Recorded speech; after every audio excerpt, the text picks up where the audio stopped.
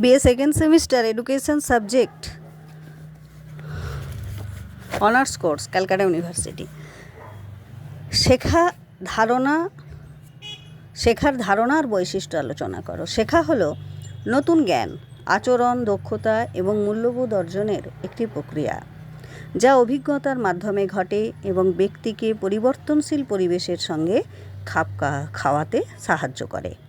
এর প্রধান বৈশিষ্ট্যগুলোর মধ্যে রয়েছে: এটি একটি ধারাবাহিক আজীবন প্রক্রিয়া যা ব্যক্তির মধ্যে পরিবর্তন আনে, চাহিদা নির্ভর এবং অনুশীলন সাপেক্ষ। শেখার ধারণা কি না, অভিজ্ঞতা ও পরিবর্তন। শেখা মূলত অভিজ্ঞতা অর্জনের একটা প্রক্রিয়া যা ব্যক্তির আচরণে স্থায়ী বা অস্থায়ী পরিবর্তন আনে। অভিযোজন, শেখার মাধ্যমে ব্যক্তি পরিবর্তিত পরিস্থিতির সাথে নিজেকে মানিয়ে নিতে শেখে। উদ্দেশ্যমূলক, শেখা একটি উদ্দেশ্য নিয়ে ঘটে এবং এটি ব্যক্তিকে সমাজের একজন উৎপাদনশীল সদস্য হিসেবে গড়ে তুলতে সাহায্য করে। শেখার বৈশিষ্ট্য কি? ধারাবাহিক এবং আজীবন ধরে শেখা যায়। শেখা একটি নিরবিচ্ছিন্ন প্রক্রিয়া যা জন্ম থেকে মৃত্যু পর্যন্ত চলতে থাকে।